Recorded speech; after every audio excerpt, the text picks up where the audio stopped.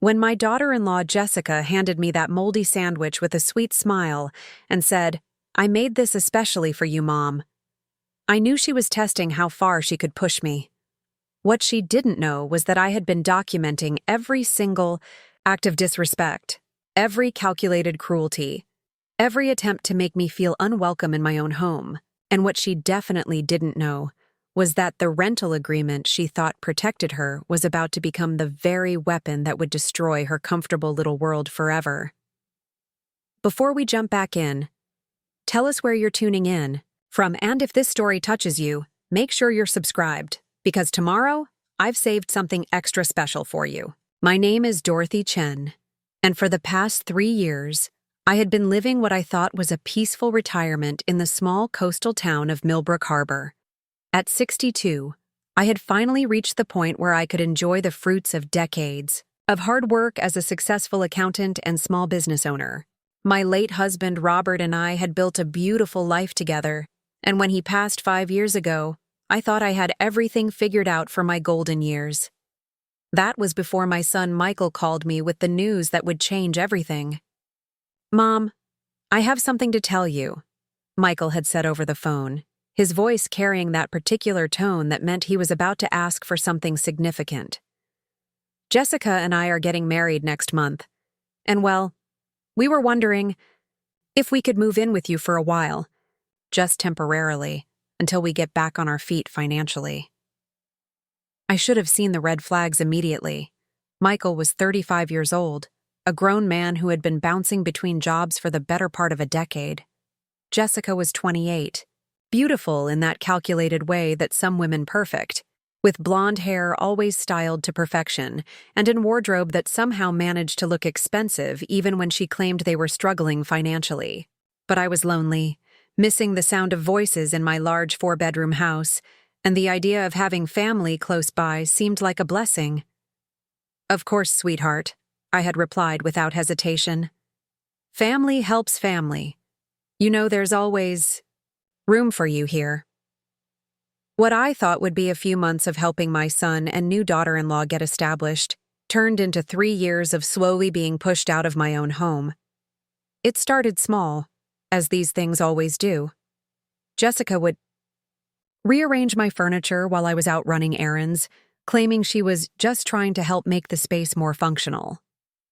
She would cook dinner for herself and Michael, then look surprised when I came to the kitchen expecting to eat with them. "Oh, I'm sorry, Mom," she would say with that sweet smile that never quite reached her eyes. "I didn't realize you wanted to join us. I only made enough for 2. Maybe next time you could let me know when you're planning to eat with us?" The next time never seemed to come. Gradually, I found myself eating alone more and more often, buying my own groceries and keeping them in a small mini fridge that I eventually purchased for my bedroom. My own bedroom, in my own house, because somehow the kitchen had become Jessica's domain, and I was treated like an unwelcome guest whenever I tried to use it. The utilities were still in my name. The mortgage had been paid off years ago. The property taxes came to my mailbox. But somehow, I had become a stranger in my own home. Michael seemed oblivious to what was happening, or perhaps he chose to be oblivious. Whenever I tried to bring up Jessica's behavior, he would get defensive and say things like, "Mom, Jessica is just trying to create a comfortable home for us. You have to understand, this is a big adjustment for her too." He would then launch into explanations about how Jessica came from a different background, how she was used to having her own space, how I needed to be more understanding and patient. The breaking point came on a Tuesday morning in October. I had been feeling under the weather for a few days, fighting off what seemed like a persistent cold that wouldn't go away. I had been looking forward to having some of the homemade chicken, soup that I kept in the refrigerator, something I had made specifically because I wasn't feeling well. When I went to the kitchen that morning, the container was gone. "Jessica," I called out, finding her in the living room watching television with her feet propped up on my coffee table. "Do you know what happened to my soup? The chicken soup? That was in the blue container?" She looked up at me with that innocent expression she had perfected. "Oh, that old thing? I threw it out yesterday." It smelled funny and I didn't want it to make anyone sick. I was doing you a favor, really. I stood there for a moment, feeling something cold settle in my stomach. The soup had been made 2 days earlier. It was perfectly fresh. But rather than argue, I simply nodded and went to make myself some toast instead. An hour later, Jessica appeared in the kitchen with a plate in her hand. I felt bad about the soup situation, she said, setting the plate down in front of me. So I made you a sandwich, ham and cheese, just how you like it. I looked down at the sandwich. The bread looked slightly off, and there was something about the smell that made me hesitate. But Jessica was standing there watching me with that expectant smile, and I didn't want to seem ungrateful for what appeared to be a gesture of kindness. I took a bite. The taste hit me immediately. The bread was stale, with that slightly sour flavor that comes from bread that's been sitting too long. The ham had a slippery texture and an off-putting smell that became stronger as I chewed. But it was the cheese that made me gag. It was clearly moldy, with that unmistakable sharp, bitter taste that makes your throat close up instinctively. I spat the bite into my napkin and looked up at Jessica. She was still smiling, but there was something different in her eyes. Something calculating and cold. "Is everything okay, Mom?" she asked, her voice dripping with false concern. "You don't look like you're enjoying your sandwich." That's when I knew. This wasn't an accident.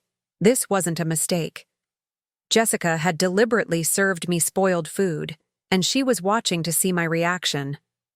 She wanted to see if I would complain, if I would stand up for myself, or if I would just swallow it down and pretend everything was fine. I set the sandwich down carefully and looked directly into her eyes. "The food is spoiled, Jessica. The cheese is moldy." She shrugged, her mask dropping for just a moment. "I guess you have a more sensitive palate than I thought. Michael and I eat much older food than that all the time. Maybe you're just being too picky." Something inside me snapped. Not in a loud, dramatic way, but quietly and completely, like a wire that's been under too much tension for too long, finally giving way. "Excuse me," I said calmly, standing up from the table. "I need to make a phone call."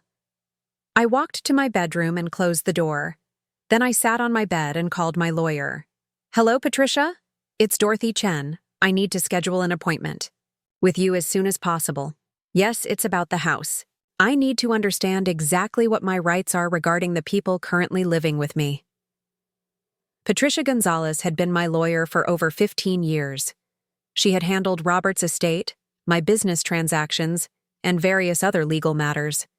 Over the years, she was sharp, thorough, and she didn't suffer fools gladly. "Dorothy, what's going on?" she asked, hearing something in my voice that made her immediately serious. "I think I'm being pushed out of my own home," I said quietly. "And I need to know what I can do about it." The appointment was scheduled for the following morning. That night, I lay in bed thinking about the past 3 years, really thinking about them for the first time without making excuses or trying to see the best in people. I thought about how Jessica had gradually taken over every common space in the house. How she had made it clear that my presence was unwelcome during meals, during their movie nights, during their conversations. How she had slowly but systematically made me feel like an intruder in my own home. I thought about how Michael had changed since marrying Jessica. How he had started speaking to me differently, with less respect and more impatience. How he had begun to treat Jessica's opinions as more valid than mine, even about matters concerning my own house. How he had stopped including me in decisions about household changes, even though I was the homeowner. And I thought about that sandwich, the deliberate maliciousness of it. The way Jessica had watched me taste it, waiting to see if I would accept, being fed literal garbage without complaint. That's when I realized that this wasn't just about living arrangements or personality conflicts. This was about power. Jessica wanted me to know my place in what she considered to be her home now. She wanted me to understand that I was tolerated, not welcomed. that I was an inconvenience to be managed, not a family member to be respected. But what Jessica didn't understand was that she had just made a very serious mistake. She had pushed me past the point where I was willing to keep the peace at any cost. Preparing and narrating this story took us a lot of time, so if you are enjoying it, subscribe to our channel. It means a lot to us. Now back to the story. She had shown me exactly what she thought of me, and more importantly, she had given me the motivation I needed to stop being a victim in my own home. The next morning, I dressed carefully in my best navy blue suit, the one I used to wear to important business meetings. I styled my silver hair neatly and applied my makeup with precision. When I looked in the mirror, I saw the woman I used to be before I started apologizing for existing in my own space. I saw Dorothy Chen, successful, businesswoman, homeowner, and nobody's fool. Patricia's office was located in a converted Victorian house in the historic district of Millbrook Harbor. She had chosen the location deliberately, she once told me, because there was something about conducting business in a beautiful, well-maintained historical building that reminded both her and her clients that law was about more than just paperwork. It was about justice, tradition, and the careful protection of people's rights. "Dorothy," Patricia said, rising from behind her mahogany desk as her secretary showed me in. "You look wonderful, but I can tell something's troubling you. Please, sit down and tell me what's been happening." Patricia was in her early 50s, with dark hair that she wore in a practical bob and intelligent brown eyes that missed nothing. She had built her practice from nothing, specializing in estate law, property rights, and family legal matters. She was exactly the kind of woman who understood what it meant to have to fight for respect in a world that often preferred to dismiss older women as irrelevant. I told her everything: the gradual takeover of my home, the way Jessica treated me like an unwelcome guest, Michael's apparent blindness to his wife's behavior, and finally, the sandwich incident. Patricia listened without interrupting, occasionally, making notes on a legal pad. When I finished, she set down her pen and looked at me seriously.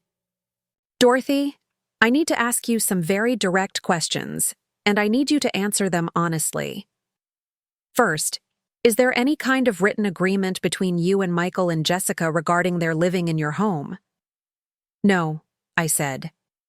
When Michael asked if they could stay temporarily, I just said yes. There was never any discussion of rent, duration, or any formal arrangement. "Good," Patricia said, making another note. "Second question, are they paying you anything for living expenses? Rent, utilities, groceries, anything?" I thought about this carefully. "Michael occasionally gives me money for groceries, maybe $50 or $60 every few weeks, but it's irregular, and it doesn't come close to covering their actual expenses. The utilities alone have nearly doubled since they moved in." Patricia nodded. "Third question, do they receive mail at your address? Are they registered to vote from your address? Do they use your address for any official purposes?" "Yes to all of that," I said. "Jessica changed her address with the DMV, her bank, everything. She acts like it's her permanent address." "Final question," Patricia said, leaning forward slightly. "Dorothy, what do you want to happen here? Do you want them to start paying market rate rent and following house rules, or do you want them to leave entirely?" I didn't hesitate. "I want them out, Patricia. I want my home back. I want to be able to eat in my own kitchen, watch television in my own living room, and have guests over without asking permission. I want to stop feeling like I'm imposing on people who are living in my house rent-free." Patricia smiled, and it wasn't a nice smile. It was the smile of a lawyer who had just been given a case she was going to enjoy winning. "Excellent," she said, reaching for a thick file folder. "Because, Dorothy, I have some very good news for you. Since there's no written lease agreement, and since they're not paying market rate rent, Michael and Jessica are what we call tenants at will under state law. That means you can terminate their tenancy with proper notice, and there's absolutely nothing they can do to stop you. I felt something that I hadn't felt in 3 years. Hope. How much notice do I have to give them? I asked. 30 days, Patricia said. And Dorothy, I'm going to strongly recommend that we do this properly, with official legal documentation. I want to prepare a formal notice to quit, delivered by a process server, so there's no question about whether they received it or when they received it. What if they refuse to leave? Patricia's smile got wider.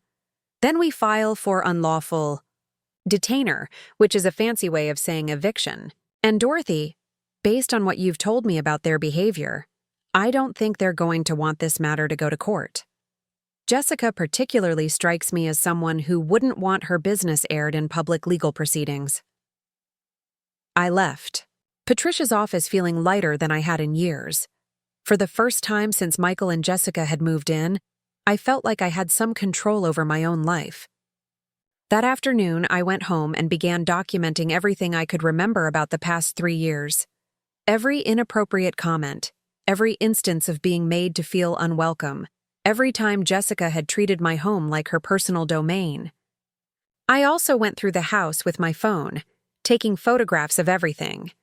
The way Jessica had rearranged my furniture, the personal items of hers that were now displayed prominently throughout what used to be my living space, the way my own photographs and mementos had been moved to less prominent positions or removed entirely. Most importantly, I documented the food situation. I took pictures of the moldy cheese in the refrigerator, the stale bread, and the spoiled ham. I wrapped up the sandwich Jessica had made me and put it in a sealed container in my bedroom in case I needed evidence later. That evening, Jessica and Michael were in the living room watching television when I came downstairs. I had been avoiding the common areas for months, but tonight I walked directly to my favorite chair, the one that Jessica had claimed as her own, and sat down. "Excuse me," Jessica said, not even looking away from the television. I was sitting there. "This is my chair," I said calmly. "In my living room, in my house." Jessica finally turned to look at me, her expression shifting from annoyed to something harder. "Mom, I think you might be confused. This is our home now. We all live here together, remember?" Michael looked uncomfortable but didn't say anything. "No, Jessica," I said, my voice steady and clear. "This is my home. You and Michael are guests here, and guests don't get to decide where the homeowner sits." The room went very quiet. Jessica's face flushed red, and I could see her struggling to control her temper. "Michael," she said without taking her eyes off me, "are you going to let your mother talk to your wife this way?" Michael looked between us nervously. "Mom, maybe we could all just watch TV together and—" "No," I interrupted. "Michael, I think it's time we had a conversation about expectations and boundaries. Jessica seems to be under the impression that she's the lady of this house. I want to make it clear that she's not." Jessica stood up abruptly. "I don't have to listen to this," she said. "Come on, Michael. Let's go upstairs." But I wasn't done. "Jessica, before you go, I want to thank you for the sandwich you made me yesterday." She froze. "What?" "The sandwich with the moldy cheese and spoiled meat. I want to thank you for showing me exactly what you think of me. It was very illuminating." Michael looked confused. "What sandwich? What's she talking about?" Jessica's face went pale. "I don't know what she means. I think your mother might be getting confused in her old age, Michael. Maybe we should look into some kind of care facility for her." That was her second mistake. The first had been the sandwich. The second was suggesting that I was mentally incompetent in front of my own son. I smiled at her, the same sweet smile she had been giving me for 3 years. "Oh, I'm not confused at all, Jessica. In fact, I'm thinking more clearly than I have in years, and I've made some decisions about the living arrangements here." I stood up and walked toward the staircase, then turned back to look at both of them. "I'll be making some changes around here," I said. "Big changes. You might want to prepare yourselves."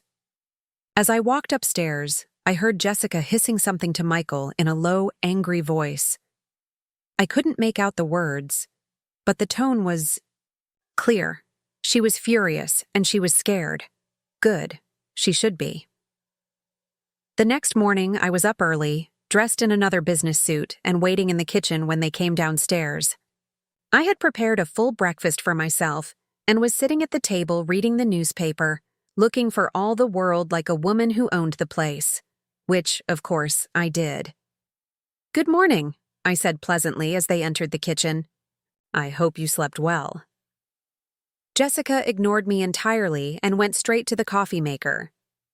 She poured herself a cup and started to walk out of the room without acknowledging my presence. "Jessica," I said in the same pleasant tone, "I'd like to have a word with you." She stopped but didn't turn around. "I'm busy." "I'm sure you are. But this will just take a moment." I folded my newspaper and looked at her expectantly. "I wanted to let you know that I've been thinking about our conversation yesterday evening, and I've decided you were absolutely right." Now she turned around, looking suspicious. "Right about what?" "About this being our home now. You're absolutely right that the living situation here needs to change." I smiled. "So I've made arrangements to make sure that happens." Michael sat down at the table, still looking confused. "Mom, what kind of arrangements?" I reached into my purse and pulled out a business card. "I've hired a lawyer, Michael. We're going to be making some formal changes to the living arrangements." "Here." The color drained from Jessica's face. "What kind of changes?" "The kind that will make sure everyone understands exactly whose home this is," I said calmly. "Patricia Gonzalez is an excellent attorney. She specializes in property law and tenant rights. I think you'll find her very thorough." Jessica slammed her coffee cup down on the counter. "Tenant rights? We're not tenants, we're family." "Are you?" I asked, tilting my head slightly. "Because, Jessica, yesterday you fed me spoiled food and then suggested I might need to be put in a care facility. That doesn't seem very family-like to me." Michael finally found his voice. "Mom, what spoiled food? What are you talking about?" I reached into my purse again and pulled out my phone. I had taken pictures of the moldy sandwich before wrapping it up as evidence. I showed the photos to Michael. "Your wife made me this sandwich yesterday," I said. "The cheese was moldy, the meat was spoiled, and the bread was stale. When I told her about it, she said I was being too picky and that you two eat much older food than that all the time." Michael stared at the photos, then looked at Jessica. "Jess, is this true?" Jessica's face was bright red now. "It was an accident. I didn't realize the food had gone bad." "The entire container of cheese was moldy, Jessica," I said calmly. "It didn't just happen to that one slice. You would have had to deliberately choose moldy cheese to make that sandwich." "You're lying!" Jessica screamed. "You're a bitter old woman who can't stand to see your son happy." I stood up slowly, maintaining eye contact with her. "No, Jessica. I'm a homeowner who has finally decided to stop allowing someone to abuse her hospitality." I picked up my purse and headed toward the front door. "I have some errands to run today. When I get back this evening, I expect this kitchen to be cleaned properly. All of it, including the refrigerator that you've been keeping spoiled food in." "You can't tell me what to do!" Jessica shouted after me. I paused at the front door and turned back to look at her. "Actually, Jessica, I can. This is my house. And if you don't like the way I run my house, you're welcome to find somewhere else to live." With that, I walked out, leaving them both standing in the kitchen. I could hear Jessica's voice rising to a shriek behind me, but I couldn't make out the words. I didn't need to. I could imagine exactly what she was saying. As I drove away from the house, I felt something I hadn't experienced in years. Power. Not power over other people, but power over my own life. For 3 years, I had been allowing Jessica to dictate the terms of my existence in my own home. I had been tiptoeing around her moods, accepting her disrespect, and making excuses for her behavior. But the spoiled food had been the final straw. It wasn't just that she had tried to feed me garbage.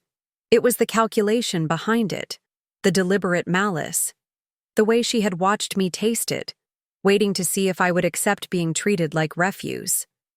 Well, now she was going to find out what happened when you pushed Dorothy Chen too far. My first stop was the bank. I wanted to check on something that had been nagging at me since my conversation with Patricia. I asked to speak with my account manager, a young man named David who had been handling my banking for the past 2 years. "Mrs. Chen," David said, shaking my hand warmly. "How can I help you today?" "David, I need to review all the activity on my accounts for the past 3 years," I said, "particularly any automatic payments or unusual transactions." David looked puzzled, but pulled up my accounts on his computer. "Is there a problem? Some kind of unauthorized activity?" "I'm not sure yet," I said. "That's what I'm trying to find out."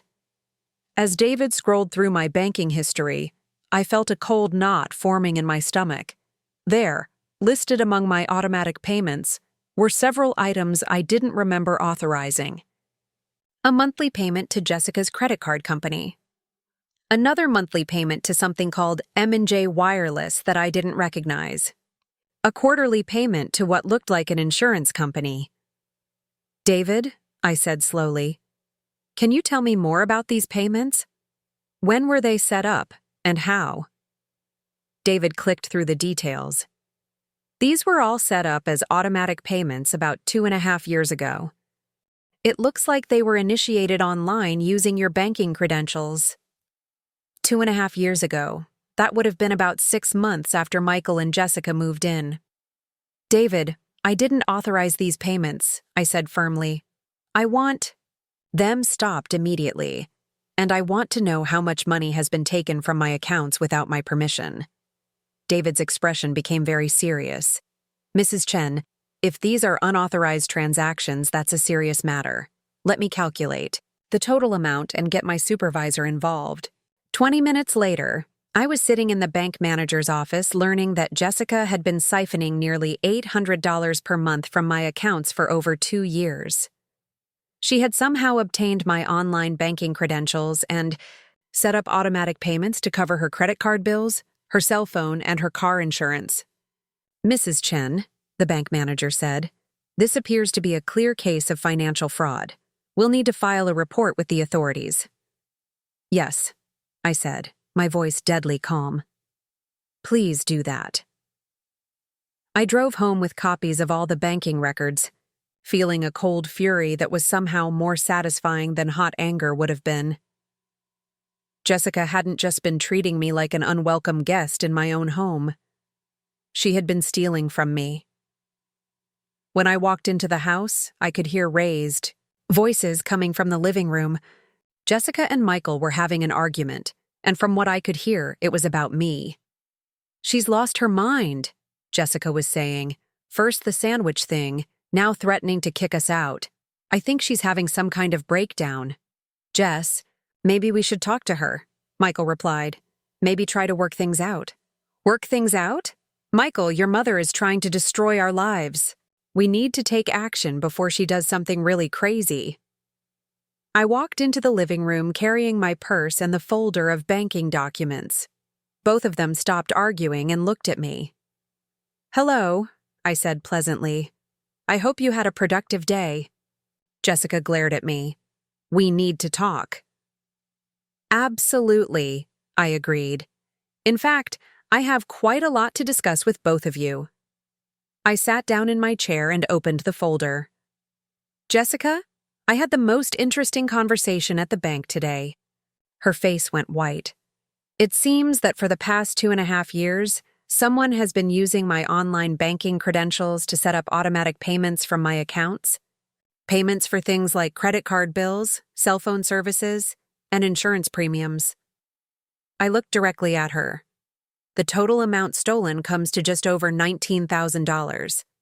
Michael looked confused. "Stolen? Mom, what are you talking about?" I handed him the banking records. I'm talking about the fact that your wife has been committing financial fraud, Michael. She's been stealing money from my accounts to pay her bills. Jessica stood up abruptly. That's not stealing. I'm family. And anyway, you never said we couldn't use your computer. Using my computer and using my banking credentials to take money from my accounts without permission are two very different things, Jessica, I said calmly. One is borrowing. The other is theft. Michael was staring at the banking records, his face growing pale. Jess, is this true? Did you really take money from Mom's accounts? It's not taking, Jessica screamed. She owes us. We've been living here, taking care of this house, putting up with her for 3 years. She should be paying us. Taking care of the house? I laughed, and it wasn't a pleasant sound. Jessica, you've rearranged my furniture, displayed your belongings throughout my home, and gradually pushed me out of every common area. That's not taking care of the house. That's taking over the house. This is our home now, Jessica shot back. We live here. We have rights. I stood up slowly, feeling every inch of my 5'6" frame. No, Jessica, you don't have rights here. You have privileges that I extended to you out of kindness. Privileges that I can revoke at any time. I reached into my purse and pulled out a thick legal document. Which brings me to the second thing I wanted to discuss with you. Jessica's eyes fixed on the document like it was a snake. What is that? This, I said, holding it up, is a notice to quit. It's a legal document that formally terminates your tenancy in my home. You have 30 days to vacate the premises. The room went completely silent. Michael stared at me in shock, while Jessica's face cycled through several different colors. You can't do that, Jessica whispered. Actually, I can, I said. Since there's no written lease agreement and you're not paying market rate rent, you're considered tenants at will under state law. I can terminate your tenancy with 30 days' notice, which is exactly what I'm doing. Michael found his voice. Mom, you can't be serious. We're family. Are we, Michael? I asked, looking at him sadly. Because for the past 3 years, I've been treated like an unwelcome stranger in my own home. Your wife has systematically pushed me out of every common space, treated me with nothing but disrespect, and apparently been stealing money from my bank accounts. That doesn't feel very family-like to me. But where are we supposed to go? Michael asked, and I could hear panic in his voice. That's not my problem, I said simply. You're both adults. You'll figure it out. Jessica suddenly lunged toward me, trying to grab the legal document. You bitter old bitch! You can't do this to us! I stepped back, keeping the document out of her reach. Jessica, I would advise you to be very careful about your behavior right now. Assault is a criminal offense, and I already have a police report on file regarding your theft from my bank accounts. That stopped her cold. Police report? Oh yes, I said pleasantly. The bank insisted on filing one. Financial fraud is a serious crime, Jessica. You could be looking at significant jail time. Michael looked like he was about to be sick. Mom, please, can't we work something out? Can't we talk about this? I looked at my son, this man I had raised and loved and supported through every phase of his life. I saw the weakness in his face, the way he was already calculating how to manipulate me back into being their victim. Michael, I said softly. 3 years ago, when you asked if you could stay here temporarily, I said yes because I love you and I wanted to help. I opened my home to you and Jessica because I believed in family taking care of family. You do love us, Michael said, eagerly. And we love you too, Mom. We can make this work. I shook my head. No, Michael, we can't, because you don't love me. You love my house, my bank account, and my willingness to be treated badly without complaining. But you don't love me. That's not true. Isn't it? I asked. Michael, when was the last time you asked me how I was feeling? When was the last time you included me in a decision about this household? When was the last time you defended me when your wife was treating me poorly? He opened his mouth to answer, then closed it again. When was the last time you acted like you cared about my happiness, my comfort, or my well-being in my own home? I continued. Michael looked down at the floor. That's what I thought, I said. The truth is, Michael, you stopped seeing me as your mother years ago. You started seeing me as a resource to be managed, a problem to be solved, an obstacle to your comfort. I walked toward the front door, then turned back to look at them both. You have 30 days, I said. The notice to quit is legally valid whether you accept it or not. If you're not out by the end of the 30-day period, I'll file for unlawful detainer and have you evicted by the sheriff's department. You can't do this, Jessica screamed again. This is our home. I paused at the front door. No, Jessica, this was never your home. It was my home that I allowed you to live in, and now I'm taking it back. As I walked out to my car, I could hear Jessica's voice rising to a shriek behind me. But for the first time in 3 years, I didn't care what she was upset about. It wasn't my job to manage her emotions anymore. I drove to Patricia's office to deliver a copy of the served notice and to begin preparations for what I knew would be a fight. Jessica wasn't going to go quietly, and Michael wasn't strong enough to stand up to her even if he wanted to. But I was ready for a fight. In fact, I was looking forward to it. That evening, I returned home to find complete chaos. The moment I stepped through the front door, I could hear Jessica's voice echoing through the house, shrill and desperate. She was on the phone with someone, pacing back and forth in the living room like a caged animal. No, you don't understand, she was saying. The old bat has completely lost her mind. She's trying to kick us out of our own home. You have to help us. I set my purse down quietly and listened. From what I could gather, she was talking to her mother, explaining the situation in terms that painted me as an unstable elderly woman who had suddenly turned vindictive without cause. There was no mention of the spoiled food, the stolen money, or the 3 years of systematic disrespect she had shown me.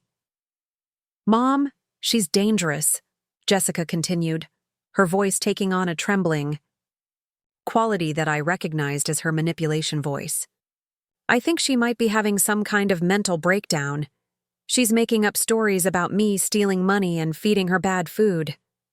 None of it's true, but she seems to really believe it. I walked into the living room, and Jessica immediately stopped talking when she saw me.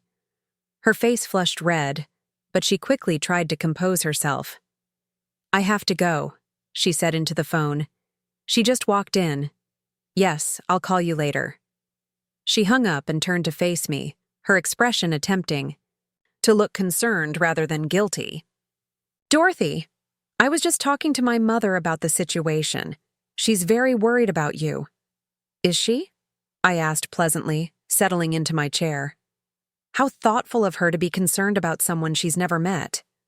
Jessica's facade slipped. Slightly.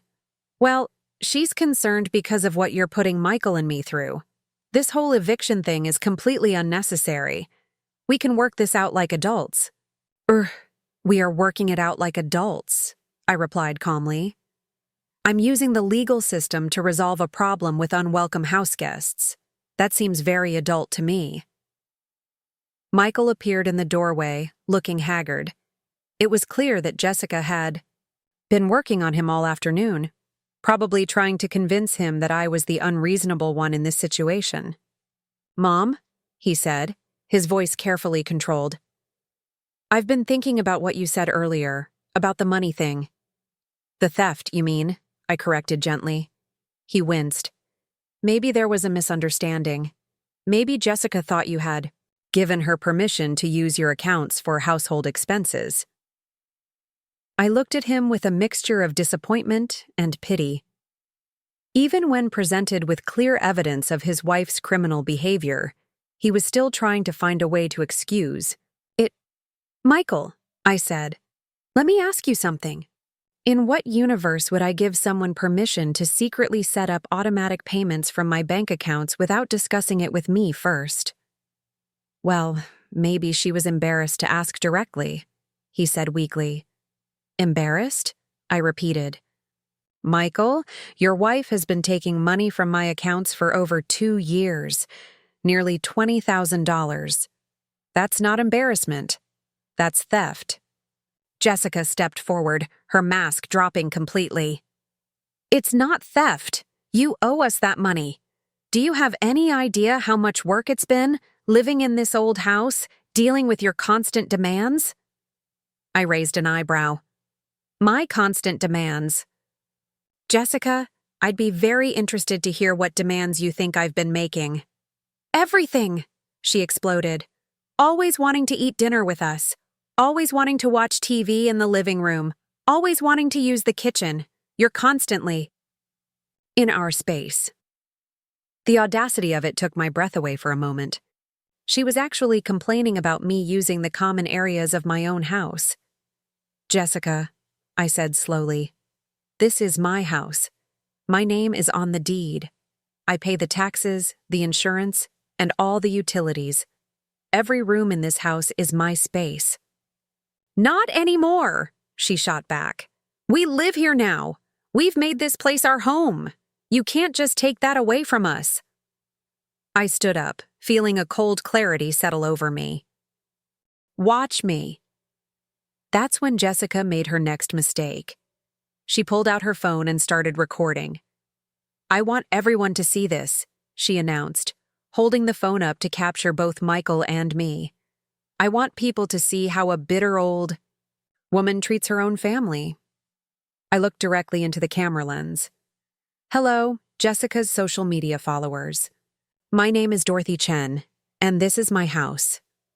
The house that Jessica is currently recording in without my permission. Jessica's confidence wavered slightly, but she kept recording. I'd like you all to know, I continued, still speaking to the camera, that Jessica has been living in my home rent-free for 3 years, during which time she has systematically stolen nearly $20,000 from my bank accounts, attempted to feed me moldy food, and has spent considerable energy trying to make me feel unwelcome in my own home. That's not true, Jessica shrieked, but she kept the camera rolling. The theft is well documented by my bank, I said calmly. I have copies of all the unauthorized transactions. The spoiled food incident occurred yesterday morning, and I have photographic evidence of the moldy sandwich she served me. As for making me feel unwelcome, well, I think anyone watching this video can probably judge that for themselves. I gestured around the living room. This is my furniture, in my house, that I paid for with my money. Jessica and Michael are guests, here and not particularly gracious ones. Jessica finally stopped recording, realizing too late that she had just created evidence against herself rather than for herself. You're insane, she whispered. No, I said. I'm a homeowner who has decided to stop being victimized in her own. There's a difference. Michael had been watching this exchange with growing horror. I think it was finally dawning on him that his wife had been lying to him about the nature of our conflicts, and that the situation was far more serious than he had realized. Mom, he said quietly, what if we paid you back?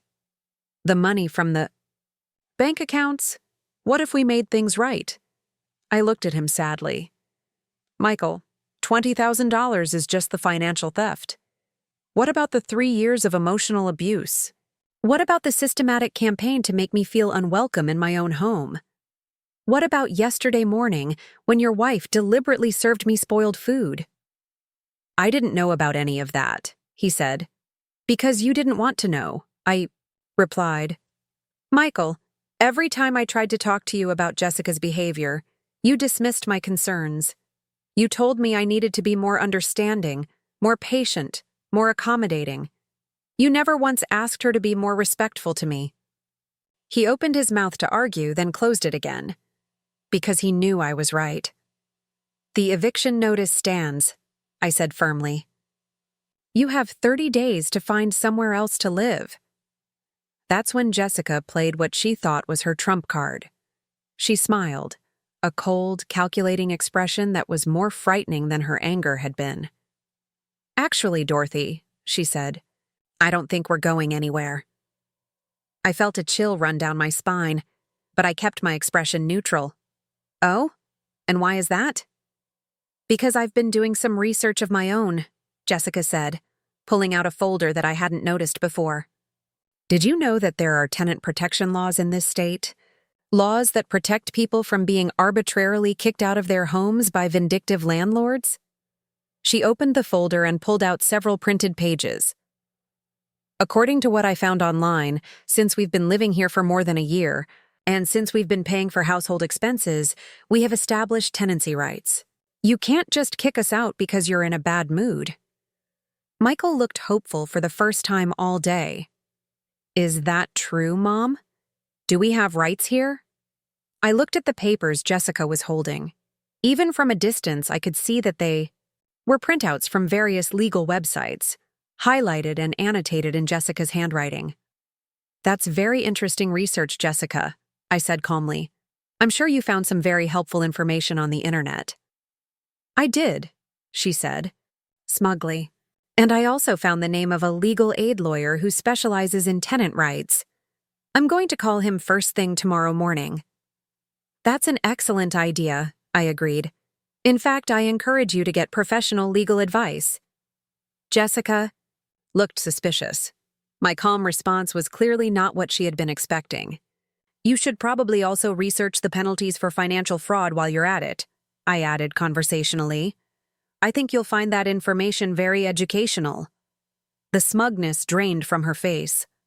"And Jessica," I continued, "when you talk to that legal aid lawyer, make sure you mention that you've been stealing money from your landlord's bank accounts. I'm sure he'll find that detail very relevant to your case." Jessica's folder slipped from her hands, scattering the printed pages across the floor. "I also think you should mention the intimidation tactics," I went on. "The way you've been trying to make me feel unwelcome in my own home. The deliberate serving of spoiled food. I'm quite sure all of that will factor into any legal advice you receive." Michael was staring at Jessica with a dawning understanding of just how deep the hole she had dug actually was. "Mom," he said weakly, "maybe we should all just take a step back and—" "No, Michael," I interrupted. "There's no stepping back from this. Your wife has been stealing from me for years. She attempted to poison me with spoiled food. And when I confronted her about it, she escalated to making threats and trying to intimidate me with legal papers she printed off the internet." I bent down and picked up one of the scattered pages. It was a generic article about tenant rights that had nothing to do with our specific situation. "Jessica," I said, holding up the paper, "this article is about commercial rental properties with signed lease agreements. None of this applies to your situation." Her face went white. "But even if it did," I continued, "none of these protections extend to tenants who are committing crimes against their landlords. Theft, fraud, and assault are all grounds for immediate eviction, regardless of how long someone has been living in a property." I walked over to where Jessica was standing and looked her directly in the eyes. "You've made a serious miscalculation," I said quietly. "You thought I was a weak old woman who would just take whatever abuse you wanted to dish out. You thought I would be too embarrassed or too conflict-averse to fight back. But what you didn't realize is that I spent 40 years building a successful business by being smarter and tougher than people who underestimated me." Jessica took a step backward. "I'm not your victim, Jessica," I continued. "I'm your landlord, and you just threatened the wrong person." That night, I called Patricia to give her an update on the situation and to discuss our next steps. "Dorothy," she said after I finished recounting the day's events, "I have to tell you, I'm impressed. You handled that beautifully." "Thank you," I said. "But I have a feeling this is just the beginning. Jessica isn't going to go quietly." "Probably not," Patricia agreed. "But Dorothy, she's made several critical errors today. The recording she made of your conversation actually works in our favor, because it documents her admission that she's been living in your house rent-free, and her threat to fight the eviction based on those internet printouts shows that she doesn't understand the law at all. What about the theft charges? I asked. The bank's fraud report will move forward independently of the eviction proceedings, Patricia explained. But it definitely strengthens our position. A tenant who is stealing from their landlord has no legal protections whatsoever. Good, I said firmly. I want her to face consequences for what she's done. She will, Patricia assured me. Dorothy, I've been practicing law for 25 years, and I've seen a lot of cases like this. What usually happens is that the people who are in the wrong will escalate their bad behavior until they end up making their situation much worse. What do you mean? I mean that Jessica will probably do something stupid in the next few days. People like her always do. They can't help themselves. And when she does, we'll be ready for her. Patricia was right. The next morning I woke up to find that someone had been in my garden during the night. My prized rose bushes, which I had been cultivating for over a decade, had been hacked down to stumps. The small vegetable garden I maintained behind the house had been trampled and destroyed. And someone had spray-painted the word witch across my garden shed in bright red letters. I walked through the destruction calmly, taking photographs with my phone. Then I called the police. Officer Martinez arrived within an hour. He was a middle-aged man with kind eyes and a professional demeanor who took the vandalism report seriously. Mrs. Chen, he said, do you have any idea who might have done this? I showed him the photos I had taken and explained the situation with Jessica and Michael. I also mentioned the eviction notice and Jessica's reaction to it. So, you think your daughter-in-law did this? He asked. I think it's very possible, I said. Officer Martinez, I don't want to make accusations without proof, but the timing is very suspicious. He nodded thoughtfully. Has anyone else been inside your house who might have had access to see the garden layout and know which plants were important to you? It was a good question. The vandalism had been very targeted. Whoever had done it had known exactly which. Plants were my favorites and had destroyed those specifically while leaving other areas untouched. Only Jessica and Michael, I said. They're the only people who have been living here long enough to know which parts of the garden I care about most. Officer Martinez made notes in his report. Mrs. Chen, I'm going to file this as vandalism and destruction of property. Do you have any security cameras? No, I said, but I'm definitely going to install some today. That's a good idea. In the meantime, I'd like to talk to your son and daughter-in-law, just to get their statements about where they were last night. We walked back toward the house, where Jessica and Michael were sitting on the front porch. They had clearly been watching our conversation, and Jessica looked nervous. Good morning, Officer Martinez said pleasantly. I'm investigating some vandalism that occurred on this property last night. I'd like to ask you folks a few questions. Michael looked genuinely shocked. Vandalism? What kind of vandalism? Officer Martinez described the damage to the garden. As he talked, I watched Jessica's face carefully. She was trying to look surprised and concerned, but there was something in her eyes that looked like satisfaction. That's terrible, Michael said, and I could tell he meant it. Who would do something like that? That's what we're trying to figure out, Officer Martinez replied. Can you tell me where you were both last night, say between midnight and 6 a.m.? We were here, Jessica said quickly, asleep in our room upstairs. Both of you? All the night? Yes, Jessica said, but there was something defensive in her tone. Officer Martinez made more notes. Did either of you hear anything unusual during the night? Any sounds from outside? Any cars in the driveway? Anything like that? Michael shook his head. I'm a pretty heavy sleeper. I didn't hear anything. What about you, ma'am? Officer Martinez asked Jessica. Nothing, she said. I didn't hear anything at all. But she was lying. I could tell by the way she wouldn't meet his eyes, by the way her hands were clenched in her lap.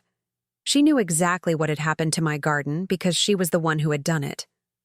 After Officer Martinez left, I spent the day installing a comprehensive security system around the property. I had cameras installed at every entrance, motion sensors in the garden, and a monitoring system that would alert me to any activity around the house. That evening, Jessica and Michael were unusually quiet during dinner. They ate quickly and then disappeared upstairs, probably to discuss their next move. I didn't care what they were planning. I was ready for whatever they wanted to try. The next morning brought a new surprise. I came downstairs to find that my mailbox had been stuffed with flyers for nursing homes and assisted living facilities. Someone had clearly gone to considerable effort to collect these, because there were dozens of them, all with handwritten notes attached. "For when you're ready to admit you need help," read one note. "Perfect for bitter old women who can't get along with family," read another. I gathered up all the flyers and notes, photographed them, and added them to my growing file of evidence. Then I called Patricia. "They're escalating," I told her. "Garden vandalism last night, nursing home flyers in my mailbox this morning." "Are you documenting everything?" Patricia asked. "Oh yes. Photos, police reports, the works." "Good. Dorothy, I think it's time we accelerated our timeline. I'm going to file for an expedited eviction hearing based on the criminal behavior and harassment." "Man, how fast can we get a hearing?" "With this level of documentation, probably within a week." That afternoon, I decided to take a trip to the local hardware store to pick up some additional security equipment. I had been thinking about installing better locks on my bedroom door and maybe getting a small safe for my important documents. As I was walking through the parking lot toward my car, I heard footsteps behind me. I turned around to see Jessica approaching, but she looked different. Gone was the carefully styled hair and perfect makeup. She looked haggard, desperate, and frankly a little unhinged. "We need to talk," she said, her voice sharp with barely controlled anger. "About what?" I asked calmly, keeping my car keys ready in my hand. "About this ridiculous eviction thing," she said. "You're being completely unreasonable." "Am I, Jessica? You've been stealing money from my bank accounts for years. You deliberately served me spoiled food. And now you're vandalizing my property and trying to intimidate me with nursing home brochures." Her mask slipped completely. "So what if I am? You deserve it. You're a miserable old witch who can't stand to see other people happy." "And there it is," I said quietly. "The real Jessica finally comes out." "You want to see the real me?" she snarled, stepping closer. "Fine. The real me thinks you're a pathetic old woman who should have died with her husband instead of hanging around making everyone else's life miserable." I felt something cold and final settle in my chest.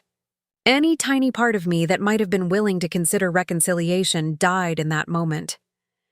"Thank you," I said calmly. "Thank you?" She looked confused. "Thank you for finally being honest about who you are and what you really think of me," I explained. "It makes what happens next much easier." I pulled out my phone and showed her the screen. I had been recording our entire conversation. Her face went white. "You can't record me without my permission." "Actually, this is a one-party consent state," I said. "I can record any conversation I'm a party to without informing the other person." She lunged toward me, trying to grab my phone, but I was ready for her. I stepped backward and held the phone up high, out of her reach. "Jessica, I would strongly advise you not to assault me in a public parking lot," I said loudly. "There are security cameras here, and we already have one police report on file." She stopped, breathing heavily, her hands clenched into fists. For a moment, I thought she might actually try to hit me anyway. "This isn't over," she hissed. "You're absolutely right," I agreed. "It's not over, but Jessica, you've just made it much, much worse for yourself." As I drove home, I felt a strange sense of peace. Jessica had finally dropped all pretense and shown me exactly who she really was. A bitter, vindictive person who resented me for existing and who felt entitled to take whatever she wanted from my life. But she had also just handed me the final piece of evidence I needed to destroy her completely. That evening, I uploaded the recording to my computer and made several backup copies. Then I called Patricia. "Patricia, you're not going to believe what happened today." After I played the recording for her, Patricia was quiet for a long moment.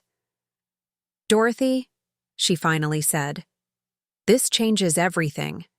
That recording contains threats, admission of vandalism, and some of the most vicious personal attacks I've ever heard. We can use this not just for the eviction, but potentially for a restraining order." "A restraining order?" "Absolutely. She threatened you, admitted to vandalizing your property, and attempted to physically assault you in a parking lot. A judge would definitely consider that grounds for a protection order." "What would that mean?" "It would mean that Jessica would be legally prohibited from coming within a certain distance of you or your property. If she violated the order, she could be arrested immediately." I smiled. "How quickly can we file for one?" "First thing tomorrow morning." "Dorothy, I think Jessica just gave us everything we need to end this situation permanently." That night, I slept better than I had in months. For the first time since this whole ordeal began, I felt like I was finally in control. Jessica thought she was intimidating me, but all she was really doing was building the legal case against herself. The next morning, I was awakened by the sound of my security system alarm. I checked the cameras on my phone and saw Jessica in my backyard, apparently, trying to destroy the rest of my garden. She was using a shovel to dig up my flower beds and was throwing dirt and plants around in what appeared to be a complete rage-fueled tantrum. I called the police immediately, then got dressed and went outside to confront her. "Jessica," I called. "Out. The police are on their way. I suggest you stop what you're doing right now." She turned around, and I was shocked by her appearance. She looked like she hadn't slept in days. Her hair was wild, her clothes were dirty, and there was something manic in her eyes. "I'm not stopping," she screamed. "This is what you get for trying to destroy my life." "I'm not destroying your life, Jessica," I said calmly. "You're doing that all by yourself." She raised the shovel like she was going to throw it at me, and that's when I heard the sirens. 2 police cars pulled into my driveway, and Officer Martinez got out of the first one, along with a female officer I didn't recognize. "Mrs. Chen," Officer Martinez called out, "Are you all right?" "I'm fine," I replied. But as you can see, the vandalism is continuing. Jessica dropped the shovel and tried to run, but the second officer caught her easily. They handcuffed her right there in my backyard while she screamed about her rights and how I was trying to frame her. "Ma'am," Officer Martinez said to me, "we're going to need you to come down to the station to file a formal complaint." "Of course," I said. "I also have some additional evidence that might be relevant." An hour later, I was sitting in the police station, playing Jessica's recorded threats for Officer Martinez and Detective Sarah Kim, who had been assigned to investigate the harassment case. "Mrs. Chen," Detective Kim said after listening to the recording, "this is excellent evidence. Combined with the property damage and the attempted assault in the parking lot, we have enough to charge her with multiple crimes." "What kind of charges?" "Vandalism, destruction of property, harassment, and potentially assault," Detective Kim explained. "The recording you made contains clear threats and admissions of criminal behavior." "What about the theft from my bank accounts?" "That's being handled separately by our financial crimes unit," Officer Martinez said. "But all of these charges together paint a picture of escalating criminal behavior." I spent the rest of the morning giving detailed statements and providing copies of all my documentation. By the time I left the police station, Jessica had been formally arrested and charged with multiple crimes. When I got home, I found Michael sitting on the front porch, looking like his world had just ended. "Mom," he said as I walked up the steps, "they arrested Jessica." I know, I said simply. You had her arrested, he said, and there was accusation in his voice. No, Michael. Jessica had herself arrested. I just documented her crimes and reported them to the police. He looked up at me with eyes full of anger and pain. She's my wife, Mom. How could you do this to her? I sat down on the porch step, next to him. Michael, let me ask you something. If a stranger had been living in your house rent-free, stealing money from your bank accounts, serving you spoiled food, and vandalizing your property, what would you do? He was quiet for a long moment. The only difference here, I continued, is that the person doing these things to me happened to be married to my son. But that doesn't make her behavior any less criminal. But she's family, Michael said weakly. No, she's not, I replied firmly. Family doesn't treat each other the way Jessica has been treating me. Family doesn't steal from each other, or try to poison each other, or destroy each other's property. Michael put his head in his hands. What am I supposed to do now? I felt a pang of sympathy for him, but I also felt something else. Clarity. Michael was finally being forced to confront the reality of who he had married and what she had been doing to me. Michael, I said gently, you're supposed to decide whether you want to be the kind of person who stands by and watches while his wife abuses his mother, or whether you want to be the kind of person who stands up for what's right. He looked up at me, tears in his eyes.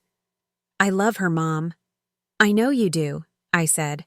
But love isn't supposed to make you complicit in hurting other people. Love isn't supposed to make you turn a blind eye to criminal behavior. We sat in silence, for a while, watching the sunset paint the sky orange and pink. Finally, Michael spoke. What happens now? Now, I said, you have a choice to make. Jessica will probably be released on bail in a day or two. When that happens, she's not welcome in this house. The eviction notice still stands, and now there's probably going to be a restraining order as well. And if I choose to stay with her? I looked at him sadly. Then you'll need to find somewhere else to live too. You'd really choose your pride over your own son? I felt a flash of anger at that. Michael, this isn't about pride. This is about refusing to be victimized in my own home.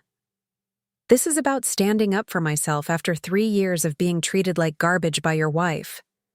I stood up and looked down at him. If you think that expecting basic respect and human decency in my own house is just pride, then you've learned nothing from this situation. That night, I called Patricia to update her on the day's events.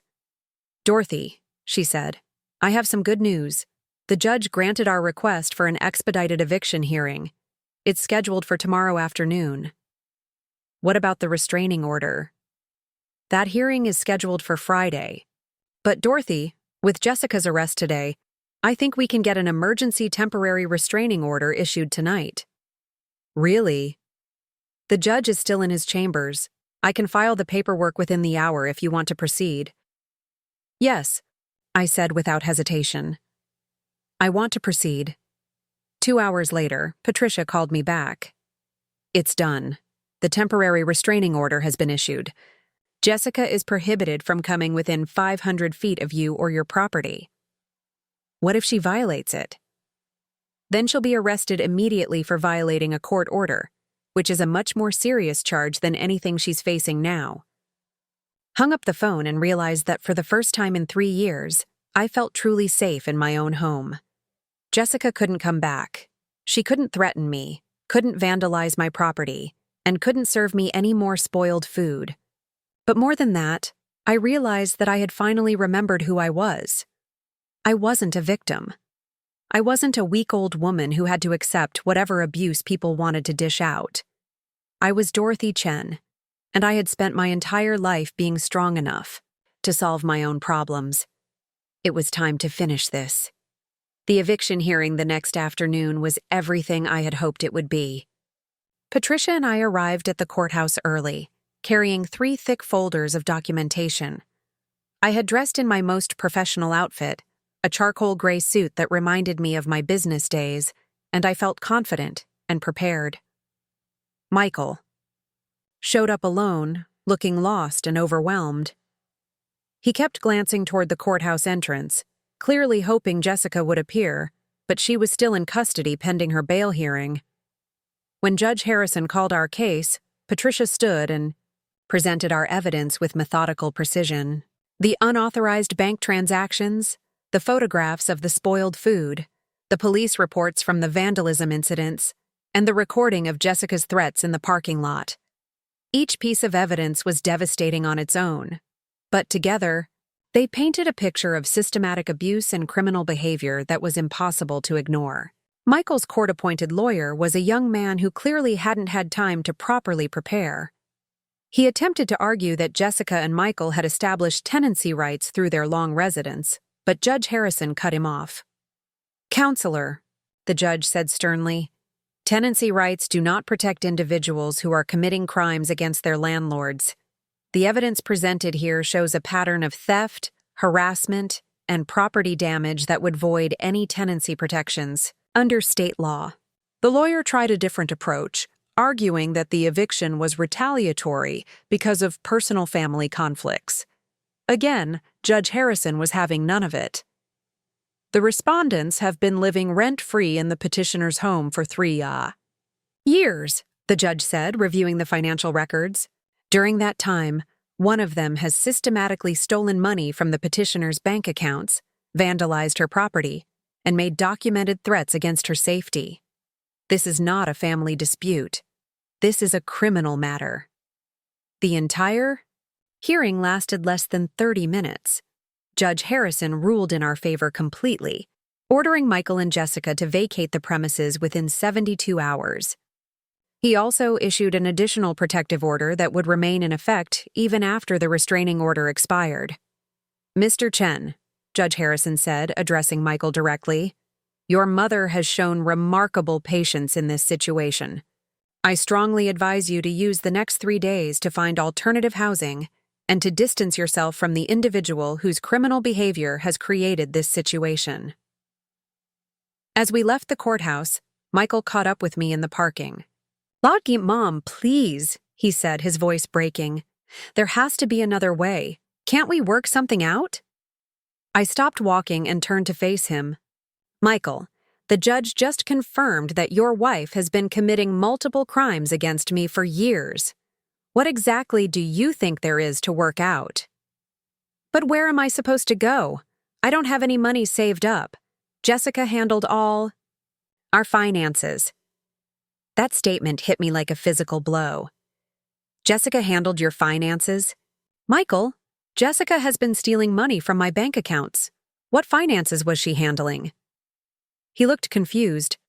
"She managed our household budget, our savings account, everything. She said she was good with money." I felt a terrible suspicion forming in my mind. "Michael, show me your bank statements, all of them." "Why?" "Because I'm starting to think that Jessica hasn't just been stealing from me. I think she's been stealing from you too." An hour later, we were sitting in my kitchen going through 3 years of Michael's financial records. What we discovered was staggering. Jessica had been systematically draining Michael's accounts just as thoroughly as she had been draining mine. Every paycheck he earned went into a joint account that Jessica controlled, and from there, most of the money had been transferred to accounts in Jessica's name only. Michael stared at the statements in disbelief. "She told me we were saving for a house. She said she was investing our money." "Michael," I said gently, "according to these records, Jessica has taken over $40,000 from your accounts in the past 2 years. Combined with what she stole from me, she's been running a comprehensive financial fraud operation." "But why would she do this? We were married. What's mine was hers anyway." I looked at my son and realized just how completely Jessica had manipulated him. "Michael, what's yours was hers, but what was hers wasn't yours. Look at these account transfers. Everything goes into accounts with only her name on them. She was planning to take the money and run." The full scope of Jessica's deception was becoming clear. She hadn't just been abusing me for 3 years. She had been systematically robbing both of us while positioning herself to disappear with the money whenever she chose to. Michael, I said carefully, I need to ask you something, and I need you to be completely honest with me. Did Jessica ever talk about leaving? About moving away or starting over somewhere else? He was quiet for a long time. Sometimes, he finally admitted. She used to say that she wanted to move to California or maybe Florida, somewhere warm where she could start fresh. But I thought she was just daydreaming. Did she ever suggest that you two should move away without telling me? Maybe disappear in the middle of the night? Another long pause. She mentioned it once or twice. She said you were holding us back, that we'd never have a real life as long as we were under your roof. But I told her we couldn't just abandon you. I felt a cold rage building in my chest. Jessica hadn't just been abusing me out of spite or personality conflict. She had been methodically planning to steal everything she could from both of us and then disappear, leaving Michael to deal with the consequences. Mom, Michael said quietly, I think I need to call the police again. That afternoon, Detective. Kim arrived at the house to take Michael's statement about the additional financial crimes. As she reviewed his bank records, her expression grew increasingly grim. Mr. Chen, she said, this is a much larger case than we initially realized. Your wife appears to have been running a long-term fraud scheme targeting both you and your mother. What does that mean for the charges against her? It means the charges just got a lot more serious. We're talking about felony theft, identity fraud, and conspiracy to commit financial crimes. If convicted, she could be looking at several years in prison. Michael looked sick.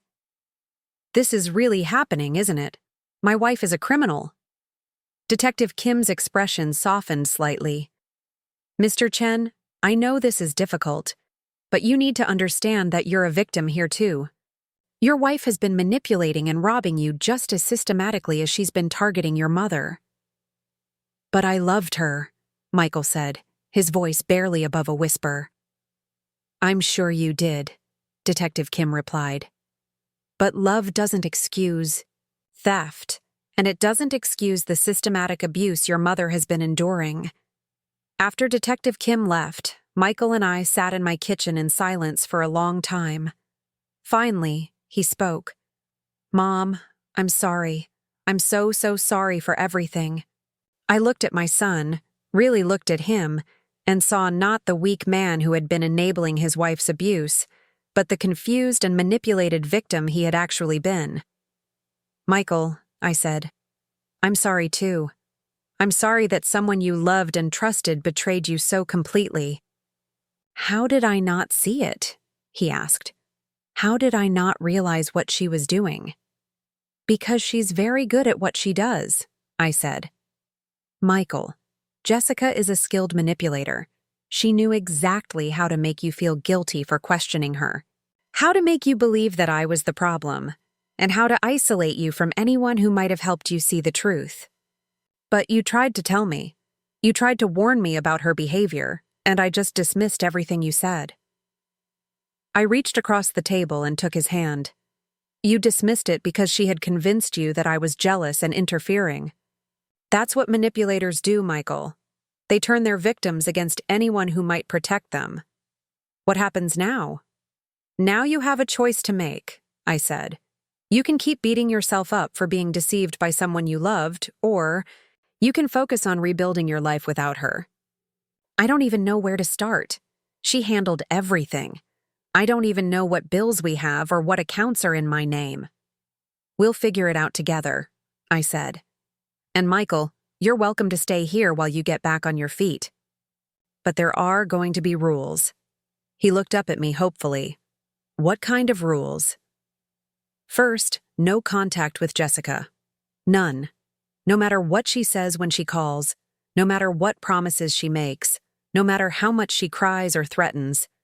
She's a criminal who has been stealing from both of us, and any contact with her will only give her more opportunities to manipulate you.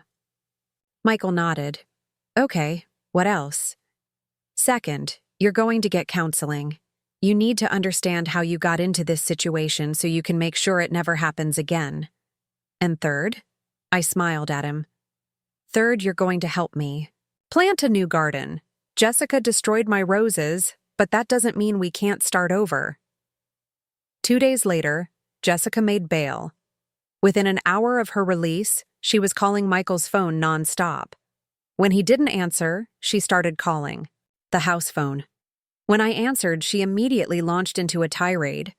"You've destroyed my life," she screamed. "You turned my own husband against me. You planted evidence. You made everything up." "Jessica," I said calmly, "you're violating the restraining order by calling this house.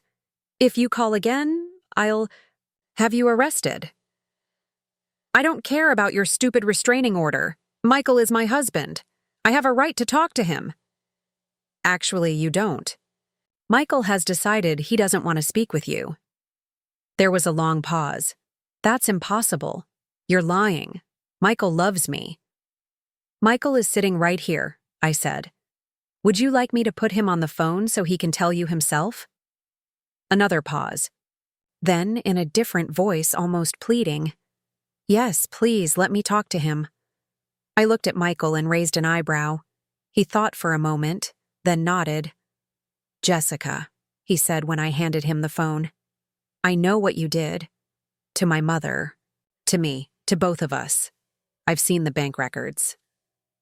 I could hear her voice through the phone, high-pitched and desperate, but I couldn't make out the words.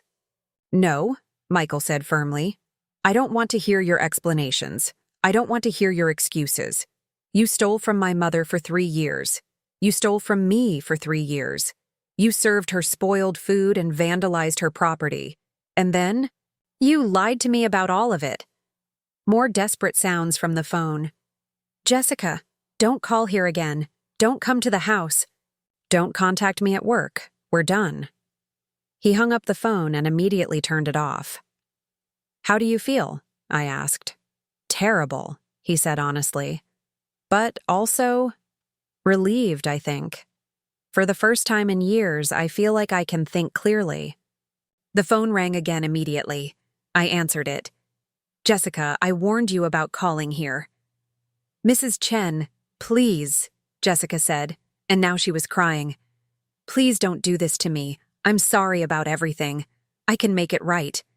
I can pay you back." "With what money, Jessica? You're unemployed, you have no assets, and you're facing multiple felony charges." "I'll get a job. I'll work 2 jobs. I'll do whatever it takes." "Jessica, you served me moldy food. You vandalized my property. You stole money from my bank accounts for years. And when I confronted you about it, you escalated to threats and harassment. This isn't about money anymore. This is about consequences." "But I love Michael. We're married. You can't just tear apart a marriage." I felt a moment of almost pity for her. Almost. "Jessica, you tore apart your own marriage when you decided to become a criminal. I'm calling the police now to report this violation of the restraining order." I hung up and called Detective Kim. 20 minutes later, Jessica was back in custody for violating the court order. The trial took place 6 weeks later. Patricia had advised me that Jessica would probably try to plea bargain, but her lawyer apparently convinced her that she could win at trial. It was a terrible mistake. The prosecution presented a devastating case. They had the banking records showing years of unauthorized transactions. They had the police reports from the vandalism incidents. They had my recording of Jessica's threats in the parking lot. They had Michael's testimony about how Jessica had isolated him from me and controlled all of their finances. But the most damaging evidence came from an unexpected source. When Jessica was arrested for violating the restraining order, the police had searched her purse and found a notebook containing detailed plans for what appeared to be her escape strategy. She had written out plans for cleaning out bank accounts, selling personal property, and disappearing to another state. She had even researched how to change her identity and start over with a new name. The notebook made it clear that Jessica had never intended to stay married to Michael long-term. She had been planning to rob us both and disappear all along. Jessica's lawyer tried to argue that the notebook was just creative writing, that Jessica had been researching these things for a novel she was planning to write. The prosecutor's response was devastating. Your Honor, if the defendant was researching how to clean out bank accounts and assume a new identity for a novel, why are there specific references to the victim's actual bank routing numbers? Why are there detailed notes about Mr. Chen's work schedule and when he would be unlikely to notice missing money? This isn't creative writing. This is criminal planning. The jury deliberated for less than 2 hours. They found Jessica guilty on all counts, multiple counts of theft, fraud, identity theft, harassment, and conspiracy to commit financial crimes. At the sentencing hearing, I was given the opportunity to make a victim impact statement. I had thought carefully about what I wanted to say. Your Honor, I began. 3 years ago, I opened my home to Jessica because she was marrying my son, and I believed that family should help family. What I learned is that Jessica never saw me as family. She saw me as a target. I looked directly at Jessica as I spoke. She was sitting at the defendant's table, crying, but the tears looked calculated rather than genuine. Jessica didn't just steal money from me, I continued. She systematically worked to make me feel unwelcome in my own home. She served me spoiled food. She vandalized my property. She tried to convince my son that I was mentally unstable, and all the while, she was planning to rob both of us and disappear. I paused for a moment, gathering my thoughts. But Jessica made one critical error. She underestimated me. She assumed that because I'm a 62-year-old woman, I would be too weak or too confused to fight back. She was wrong. Judge Harrison sentenced Jessica to 4 years in prison, followed by 5 years of probation. She was also ordered to pay full restitution to both Michael and me, though given her lack of assets, we knew we would probably never see that money. As we left the courthouse, Michael and I walked in comfortable silence to my car. It had been a long journey from that morning when Jessica served me the moldy sandwich to this moment of final justice. Mom, Michael said as we drove home, do you think you'll ever be able to forgive me for choosing her over you for so long? I thought about his question carefully before answering. Michael, I forgave you the moment you finally opened your eyes and saw the truth. But more importantly, you need to forgive yourself. I don't know how to do that. I let her abuse you for 3 years. You were being abused too, I reminded him. Maybe not in the same way, but Jessica was manipulating and controlling you just as systematically as she was targeting me. We pulled into the driveway of my house, and I looked at the beautiful new garden we had planted together. The roses were already beginning to bloom again, and the vegetable garden was flourishing. It was amazing how quickly life could regenerate when the destructive elements were removed. Michael, I said, I want to tell you something that I should have told you months ago. What's that? I'm proud of you for finding the strength to walk away from Jessica, for facing the truth about what she was doing, for standing up in court and testifying against someone you had loved. That took courage.